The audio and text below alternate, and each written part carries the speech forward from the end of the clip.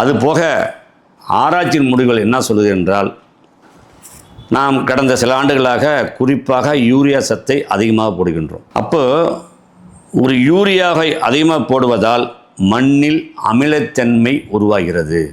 நம்மளுக்கு இந்த acidity form ஆகிடுச்சுன்னா நெஞ்சு கரிப்பு வருது, செரிமானம் தடுக்கப்படுகிறது, வாமிட்டு வருகிறது, பல வகையில் நம்ம கேஸ் ஃபார்ம் ஆகிறது. அது போன்று மண்ணில் அமிலத்தன்மை உருவாக்கி மண்ணை கெடுக்கிறது.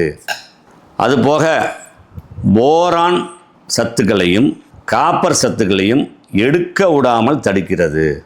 இந்த ஒரு சத்து அதிகமாகுவதால் போரான் மற்றும் காப்பர் 2 நுண்ணுட சத்துக்களை எடுக்க விடாமல் தடுக்கிறது. இது ஒரு வழியில் நைட்ரஜன் இடைஞ்சல் செய்கிறது. இது ஆராய்ச்சி கூறுகிறது, நான் சொல்லவில்லை, ஆராய்ச்சி கூறுகிறது.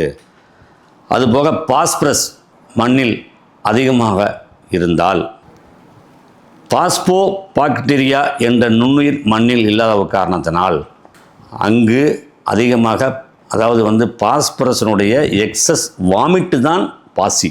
இந்த பாசி அதிகமாக உருவாகிவிட்டால் மண்ணில் கேஸ் ஃபார்ம் ஆகிறது, மண்ணில் இறுக்கத்தை உண்டு பண்ணுகிறது, வேர் பருவதை தடுக்கிறது, கிளைகள் உருவாகி தடுக்கிறது, பயிர் வளர்ச்சி தடுக்கிறது, ஆகாயத்தில் உள்ள தலைச்சத்து போன்ற கால்சியம் போன்ற சில சத்துக்களை மேலிருந்து கீழே கொடுக்க தடுக்கிறது, வேறு பகுதியிலிருந்து சத்துக்களை பயிர் எடுக்க தடுக்கிறது, பல வகையான தீமைகள் செய்கிறது.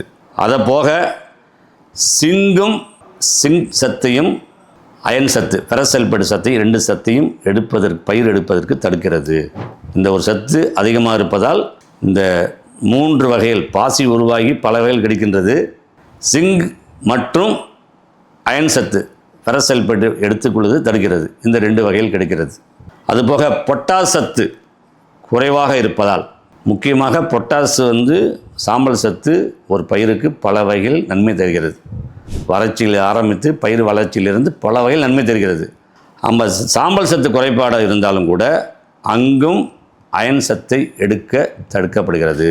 இது போன்று ஒரு சத்துக்களும் குறைபாடு உருவாகிறது. இதனால் பூச்சி நோய் வருவதற்கு பயிரில் நோய் எதிர்ப்பு சக்தி மிக குறைந்து விடுகிறது. பயிர்கள் வலுவிழந்த நிலையில், சத்து பற்றாக்குறை நிலையில் பூச்சி தாக்குதலும் நோய் தாக்குதலும் பல வகையில் அந்த பயிரை தாக்க வருகிறது.